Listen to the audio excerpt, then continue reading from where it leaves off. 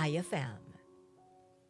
Kahit malaki pa ang utang na loob mo sa isang tao, kung meron siyang matinding kasalanan, kailangan sabihin mo ang katotohanan. Itago niyo na po ako sa pangalang Intoy, 27 years old, nanggaling sa probinsya ng Norte pero ngayon naninirahan at nagtatrabaho sa Maynila. Palagi ako nakikinig sa Dear IFM.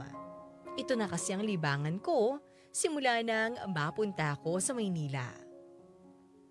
Natutuwa akong mapakinggan ang mga magagandang kwento sa inyong programa, Mayora.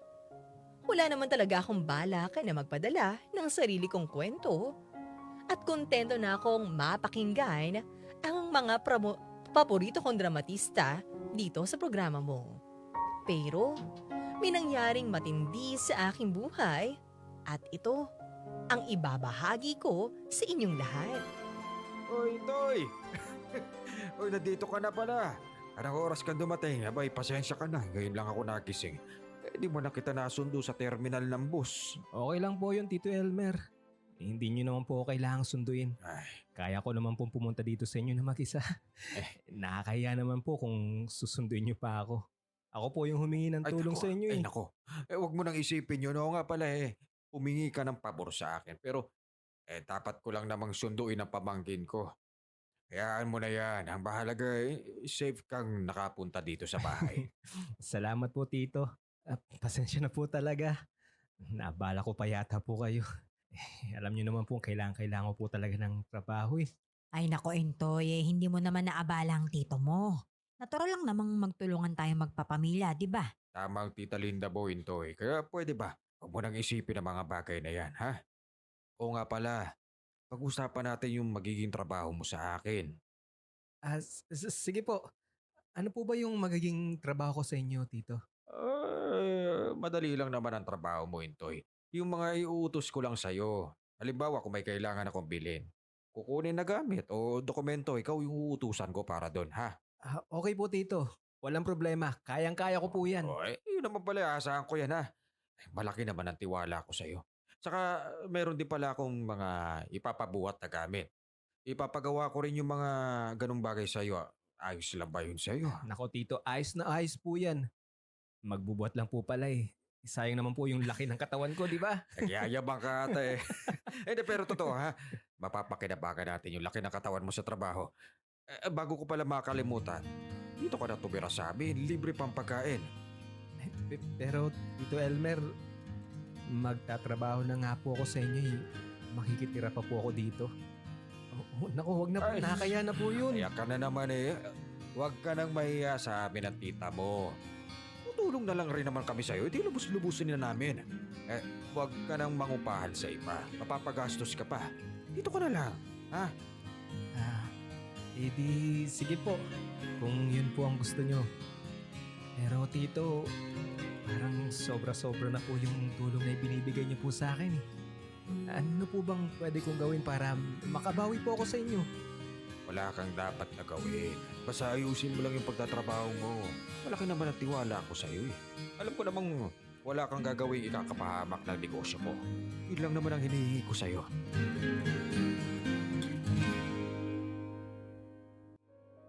Bata pa lang ako, Mayora, sobrang bait na sa akin ni Tito Elmer. Kahit na sa Maynila na siya nakatira, hindi pa rin nawawala ang pagiging malapit ko sa kanya. Pero hindi lang yon ang dahilan kung bakit iniidolo ko ang tito ko. Sa angkan kasi namin, siya lang yata yung masasabi kong nagtagumpay. Ang sabi sa akin ng nanay ko, mahirap lang talaga ang kanilang pamilya. Hindi sila nakapagtapos sa pag-aaral. Pero nagpursige talaga si Tito Elmer na mapunta sa Maynila at nagawa niya ang makapagtapos sa pag-aaral. Nakakuha rin siya ng magandang trabaho. At ngayon, meron na siyang sariling negosyo. At dito po ako nagtatrabaho ngayon, Mayora. Wala naman akong problema at masaya ako sa pagtatrabaho ko sa kanya. Pero, hindi ko lang akalain na meron pala akong matutuklasan tungkol dito. Itoy! Ay, Kumusta naman yung pagtatrabaho mo dito? Ako, mahirap ba? Nako Tito, nandiyan na po pala kayo. Hindi naman po ako nahirapan dito. Ang totoo po niya, nag-enjoy nga po ako dito eh. Mabuti naman kung ganun. Ay, sabihin mo kapag sinusungitan ka ni Pinky ha. Magsumbong ka lang sa akin. Ako bahala dyan. Ha? Ay, Boss Elmer, grabe ka naman. Narinig Hindi ko pala. naman inaapi ang pamangkin mo. Ang bait-bait ko nga sa kanya eh. Di ba, Intoy? Oo. Oo ate, mabait ka na. Malakas ka pa nga man libre. Ayan ang gusto ko sa'yo eh. Ang lakas mong manguto. Nako ate, hindi po ako nanguto. Nung sinabi kong maganda ka, totoo po yun. Galing sa puso ko po yun. Ewan ko sa'yo, Intoy. Wala na akong pera dito ah. Huwag mo muna akong utuin. Pare-pare tayo naghihintay ng sahod. Oh, nakita mo yan, Intoy. Nagpaparinig na kagad sa akin ang ate Pinky mo. Pati ba naman sa akin nagpaparinig na? Eh kasi naman, boss, ang tagal-tagal naman ng sahod. Kinukulit na ako ng anak ko. Hindi ko man lang mailabas yung pamilya ko. Ako rin po Tito Elmer. Nagtatanong na rin po si nanay sa akin. Kailan daw po ako magpapadala ng pera sa kanila? Wala naman po ako maisagot sa kanila na eksaktong... Huwag kayong mag-alala ha. Ay, inaayos ko lang yung problema sa bangko. Mga ilang araw ka lang aabutin to. Pero maayos din to. Maibibigay ko rin yung sahod ninyo. Yan, salamat naman, boss. Dumadami na rin kasi yung bayarin ko eh. Yan nyo, hintay lang. Oh, ayos na ba? Wala na tayo problema. Maiwan ko na muna kayo dito ha.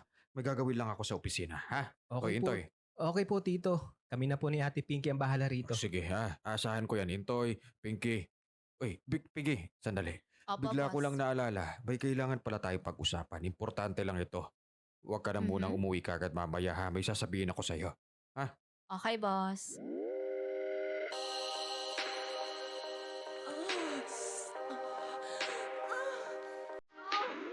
Oh, yeah.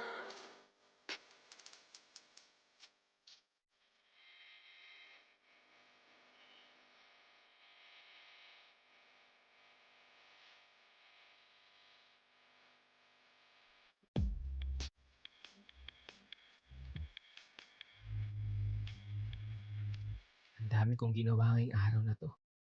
Pero ayos lang to. Sulit naman ang pagod.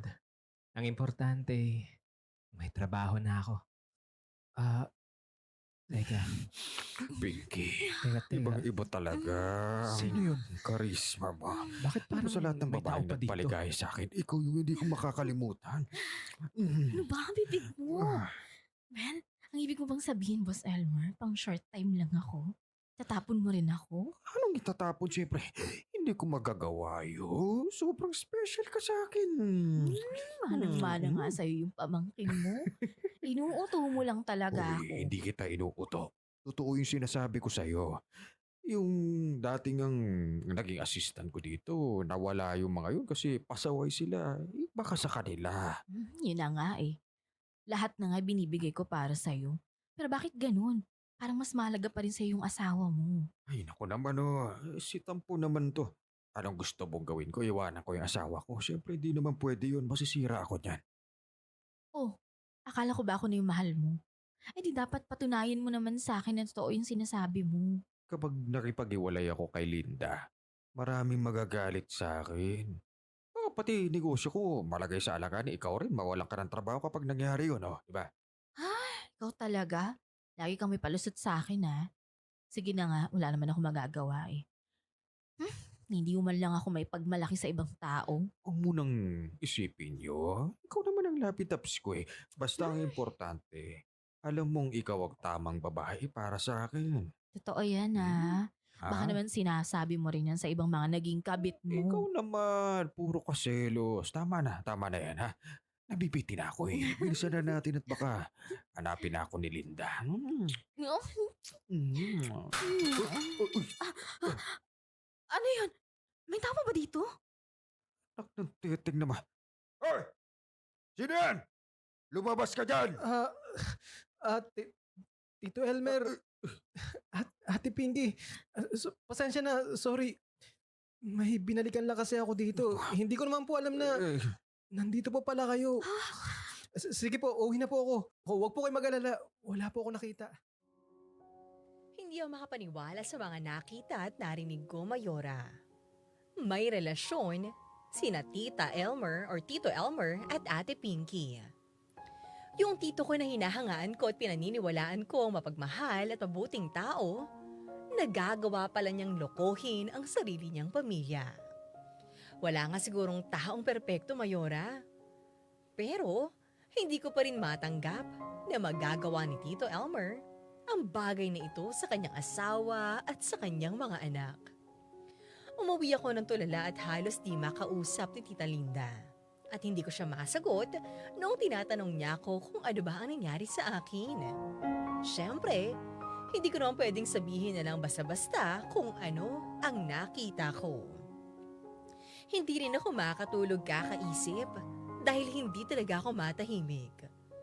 At simula nang malaman ko kung ano ang totoo, hindi na naging maayos ang pagtanggap sa akin sa trabaho. Hoy, Intoy, hindi ka ba tapos dyan? Kanina pa yan ah. Bilisan mo naman at marami ka pang gagawin. Alam ko naman po yun, Ate Pinky. Hindi naman kasi ganun kasimple yung ginagawa ko dito eh. Huwag niyo naman po sana ako madaliin. Nagre-reklamo ka na ngayon? Mukhang tinutubuan ka na ngayon ng sungay ah. Hindi naman, ate. Sinasabi ko lang po yung totoo. Dati, hindi ka naman ganyan sa akin ah. Alam mo, ang dahil mong sinasabi. Bakit? Ano bang pinagmamalaki mo sa akin? Napamangkin ka ni Boss Elmer? Wala akong sinasabing ganyan, ate. Kahit kailan, hindi ako nagyabang sa inyo. Ay baka naman nagbabait-baitan ka lang. Tapos ngayon, nilalabas mo na yung totoong ugali mo. Eh ikaw, Ate Pinky. Ano naman yung totoo sa'yo? Talaga bang kaya mo mang-agaw ng asawa? Manira ng pamilya? Ang kapal ng mukha nito. Buisit ka talaga, Intoy. Huwag kang maingay. Baka mamaya may makarinig sa'yo dyan. Bakit? Tinatanong lang naman kita. Alam ko kung anong nakita ko, ate. O di ba sabi mo sa amin wala kang nakita? Eh di wala. Kaya pwede ba huwag kang dumaldal dyan at tapusin mo na yan? Pero Ate Pinky, bakit mo nagawa yun? Alam mo namang mali yung magkaroon ng relasyon sa may asawa, di ba? Ang kulit mo. Hindi ka tumitigil. Wala kang pakialam sa buhay ko, ha? Kaya pwede ba wag mo kong pangaralan? Ate, may asawa ka. May anak din kayo. Bakit nagawa mo sa kanya yun? Hindi mo ba naisip na nasasaktan mo rin sila? Hindi kami kasal ng tatay ng anak ko. Kaya hindi ko siya asawa. At hindi sila masasaktan kung hindi nila malalaman. Kaya tumahimik ka na lang. Uy, bakit si Tita Linda? Ano na lang yung mararamdaman niya kapag nalaman niya yung kasalanan niyo ni Tito, ha? Wala siyang kamalay-malay sa nangyayari sa inyo.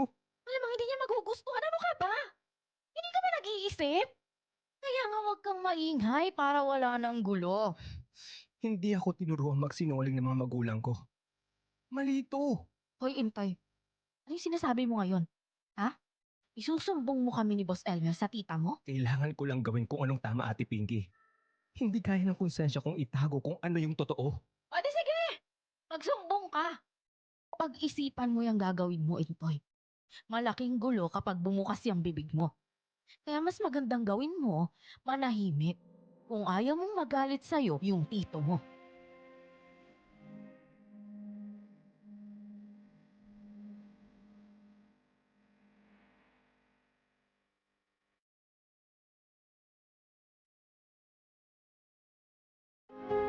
Mayora Iska Morena, gustong-gusto ko sana sabihin ang totoo. Dahil hindi na kaya ng aking konsensya na itago pa kung ano natuklasan ko. Pero kahit malaki ang kasalanan niya, naiintindihan ko ring may punto si Ate Pinky.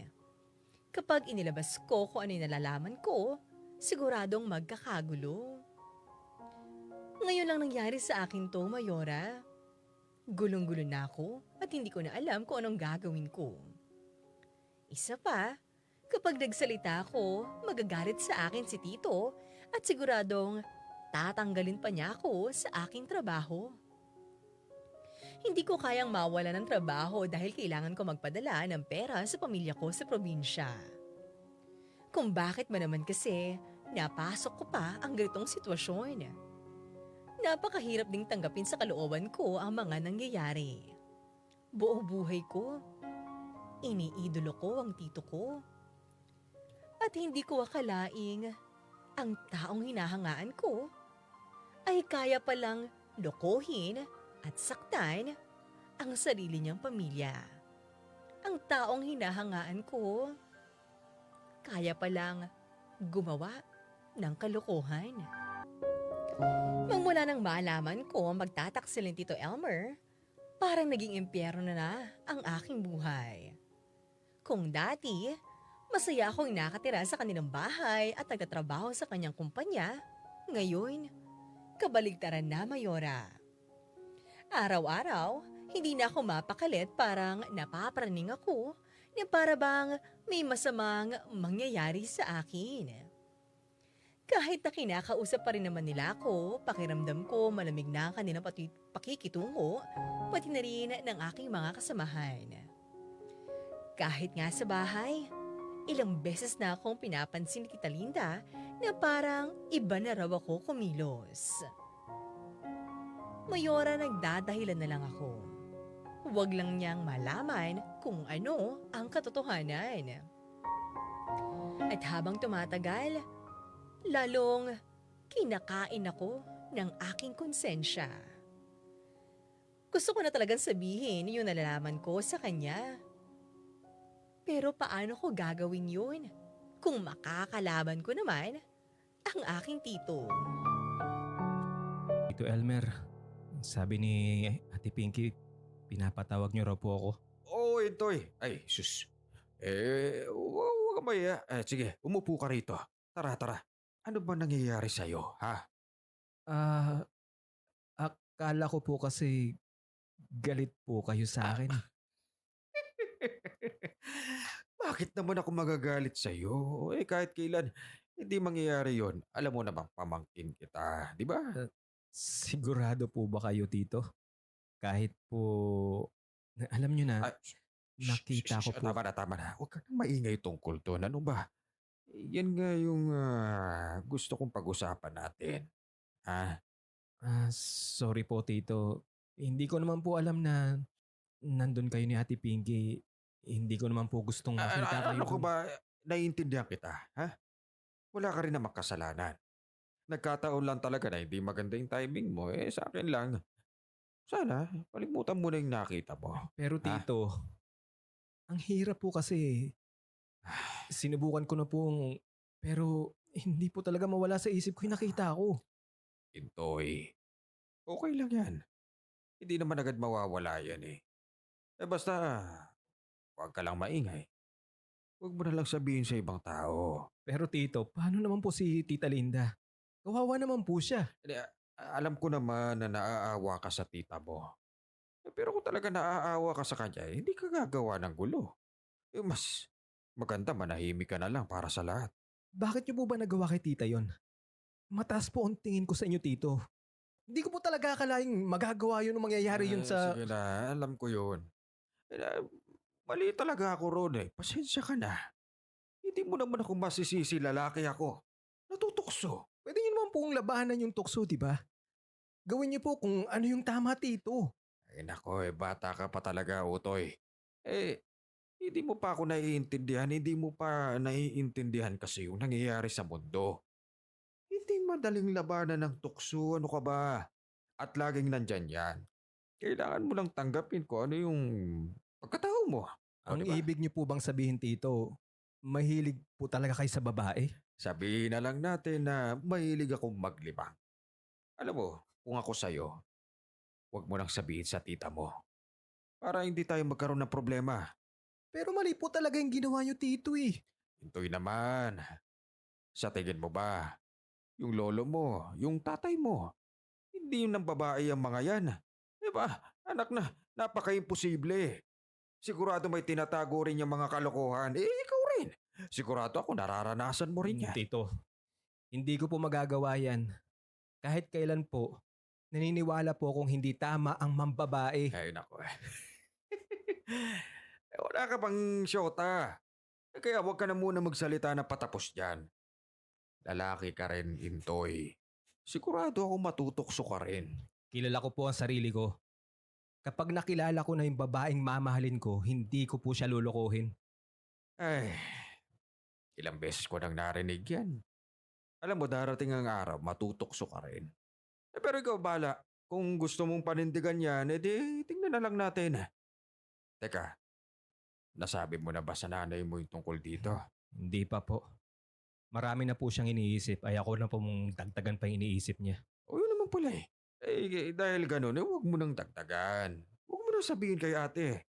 Ang gusto nating lahat, tahimik tayo. Masaya buhay natin. Huwag ka na makonsensya. Kalimutan mo na lang yung nakita mo na parang walang nangyari. Nagulat ako, Mayora, dahil hindi ako pinagalitan ni Tito. Kinausap pa niya ako ng masinsinan.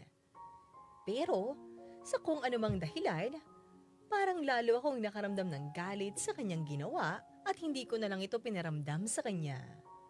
Siguro, hindi ko lang nagustuhan na parang pinapakita pa niya sa akin na ako pa'y nagkamali dahil nahuli ko sila ni Ate Pinky. At kapag nagkagulo, dahil sinabi ko ang totoo, ako pa ang may kasalanan. Pero hindi ko rin maiwasang matakot dahil pinapahalagahan ko pa rin ang aking trabaho. At hindi ko kakayanin kapag tinanggal ako ni Tito Elmer. Kaya kahit labag sa aking kalooban, kailangan ko talagang makisama sa kanya. Hanggat sa makakaya ko, ititikom ko ang aking bibig para hindi ko masabi kung ano ang aking nakita. Kahit na alam ko na mayroong masasaktan sa ginawang kalokohan ng aking tito. Oh, Intoy, kumain ka na ha? Mahirap yung walang laman ng tiyan. Baka malipasan ka ng gutom niyan. Salamat po tita. Sa totoo lang po, sa biyahe pa lang, nagugutom na po talaga ako. Kaya nga kumain ka na. At teka, si Tito Elmer mo pala. Bakit hindi pa umuwi? Ilang gabi na siyang ganyan ah. Hindi ko po alam tita Linda. Hindi mo alam. Di ba kayo-kayo ang magkakasama sa trabaho? Wala ba siyang sinasabi sa'yo? Wala po eh. Ganun ba? Ano na lang ang sinasabi niya sa'yo? Kasi dati naman sabay kayong umuwi nun, di ba? Basta po ang sinasabi lang niya, mauna na lang daw po ako. May pag-uusapan po sila ni Ate Pinky. Intoy, lagi ba silang magkasama ni Pinky, ha? Ano pong ibig niyong sabihin dyan, tita? Madalas po sila magkasama. Si Ate Pinky po kasi yung assistant niya eh. Pero ano ba yung ginagawa nila habang magkasama sila? Hindi ko na po talaga alam, tita eh. Utusan lang naman po ako sa trabaho. Ay nako, Intoy. Alam mo ba, gabi-gabi na lang. Hindi ako mapakali. Hindi ko nga maintindihan eh. Pero nararamdaman kong parang may maling nangyayari. Tita Linda, kung ako po sa inyo, iwasan nyo na lang pong marami kayong iniisip. Alam mo ba, Intoy minsan pumunta ako sa mall. Nakita ko silang dalawa na magkasama. Abay magkahawak pa ng kamay. Baka naman po ibang tao lang po yung nakita nyo. Hindi. Hindi ako pwedeng magkamali. Ang Tito Elmer mo yung nakita ko. Kasama yung Pinky na yon. At parang may namamagitan na talaga sa kanilang dalawa. Baka po iniisip nyo lang po yun, tita. Holding hands lang naman po yun eh. Wala lang po yun. Hindi po magagawa ni Tito Elmer po yun sa inyo. Intoy, alam kong nire-respeto mo lang ang tito mo.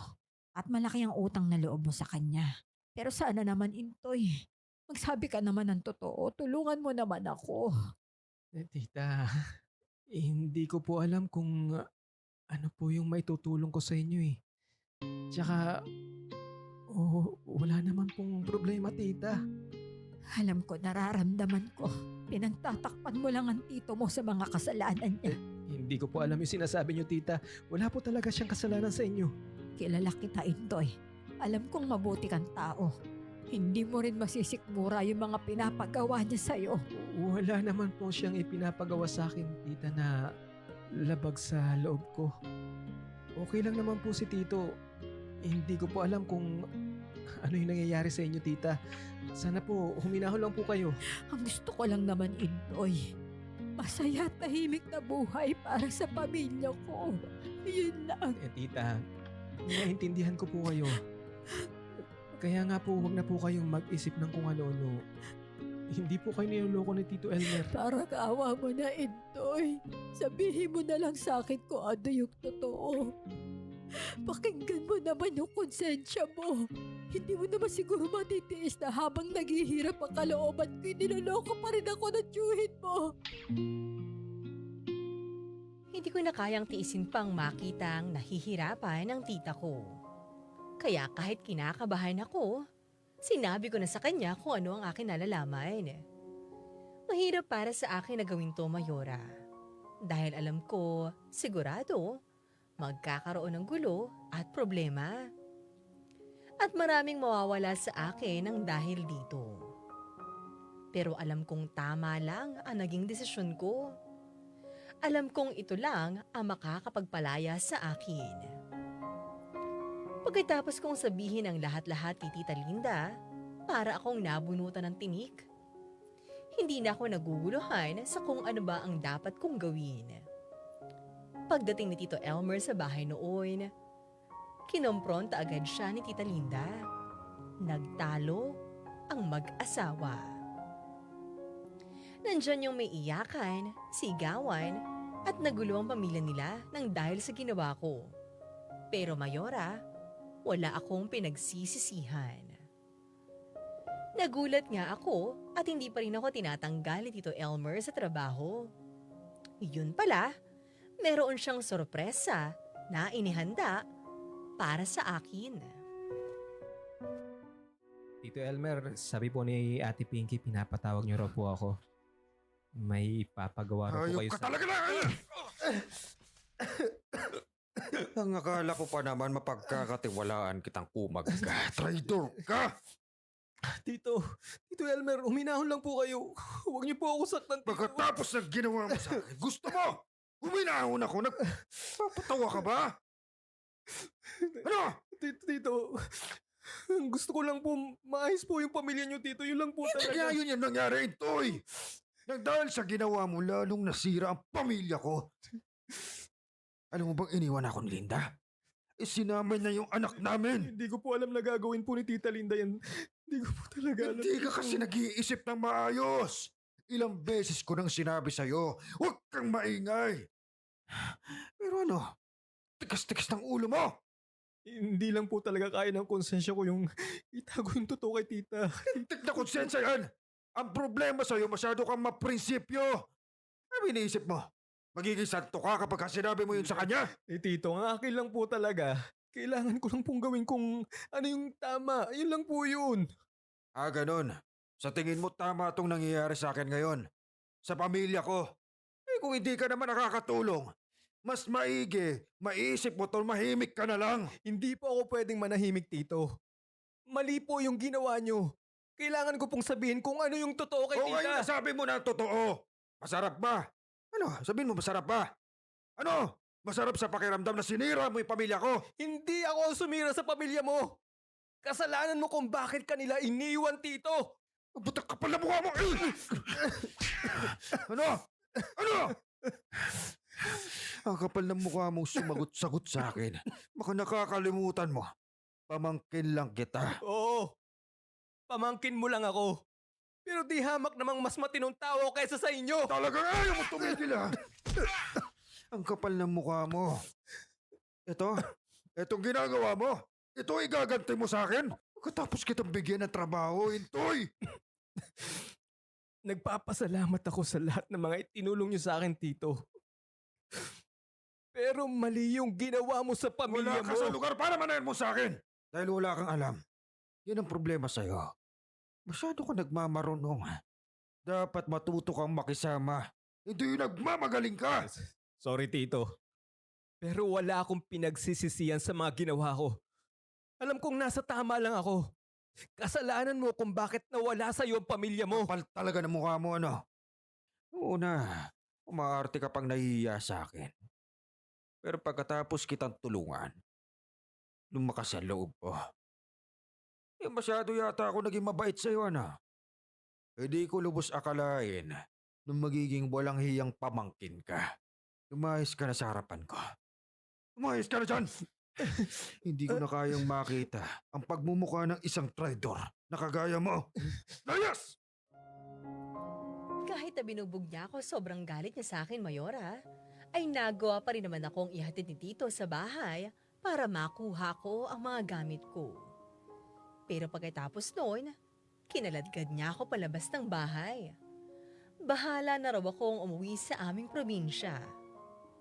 Hirap na hirap ako maghanap ng trabaho noon at matutuluyan at sa kalsada na lang ako nagpalipas ng gabi. Mabuti na lang at may naging barkada na rin ako sa Maynila na siyang tumulong sa akin para makahanap ng bagong trabaho. Sinabi ko kay nanay ang lahat na nangyari.